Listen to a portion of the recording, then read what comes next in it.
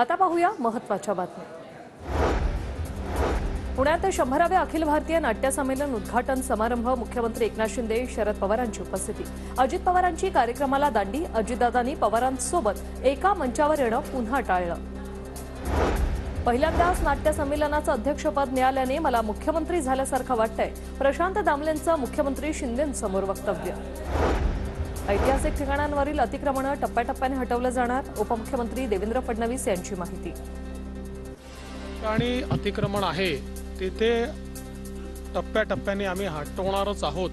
या ज्या काही ऐतिहासिक आपल्या जागा आहेत किंवा महत्त्वाच्या जागा आहेत, काही धार्मिक महत्त्वाच्या आहेत, काही ऐतिहासिक महत्त्वाच्या आहेत, अशा सगळ्या जागांवर जर कुठेही अशा प्रकारचं अतिक्रमण असेल तर ते टप्प्याटप्प्याने हटवण्यातच येईल।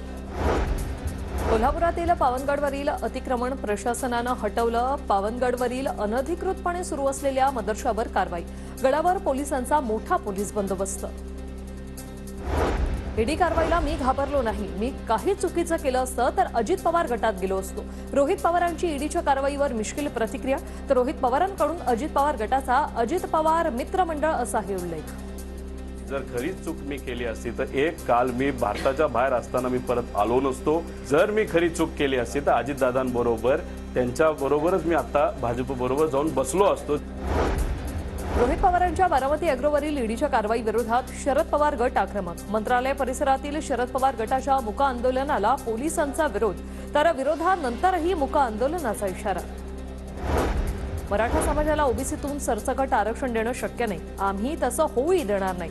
न्यायालयीन आणि रस्त्यावरची लढाई सुद्धा आम्ही लढू, छगन भुजबळांचा इशारा। सरसकट आरक्षण पाहिजे। 54 लाख नोंदी सापडल्या आहेत, याचा फायदा 4 कोटी मराठ्यांना होणार, जरांगेंचं उत्तर। मनोज जरांगेंच्या 20 जानेवारीला मुंबईमधील आंदोलनाच्या घोषणेनंतर ग्रामीण भागात जनजागृती बैठका। हिंगोलीतील मराठा समाजाकडून जनजागृती बैठका। मुंबईत जाण्यासाठी नियोजनबद्ध जनजागृती। यवतमाळमध्ये आमदार जितेंद्र आव्हाडांविरोधात गुन्हा दाखल। श्रीराम मांसाहारी होते या आव्हाडांच्या वक्तव्याप्रकरणी गुन्हा नोंद। ईडीच्या भीतीने पक्ष फोडून चोरून नेण्याला भूकंप म्हणत नाही। गिरीश महाजनांच्या राजकीय भूकंपाच्या दाव्यानंतर राऊतांचा हल्लाबोल। काँग्रेस आणि राष्ट्रवादी बरोबर आमचं जागा वाटप जवळजवळ निश्चित। वंचित बरोबर आमची बोलणी अंतिम टप्प्यात। कुणीही भाजपला मागच्या दारांना मदत करणार नाही, संजय राऊतांचं वक्तव्य। आमच्या स्वच्छता अभियानानं काहींना पोटदुखी, विरोधकांना डीप क्लीन स्वीप होण्याची भीती। मुख्यमंत्री शिंदेंचा विरोधकांना टोला। आमचं सरकार घरात बसून आदेश देणारं नाही। 2.5 वर्षाची घाण आम्ही साफ करतोय। मुख्यमंत्री शिंदेंचा ठाकरेंवर निशाणा। आगामी लोकसभा विधानसभा निवडणुकीच्या पार्श्वभूमीवर खासदार राऊत धुळ्याच्या दौऱ्यावर। चाळीसगाव चौफुलीवर राऊतांचं जोरदार स्वागत।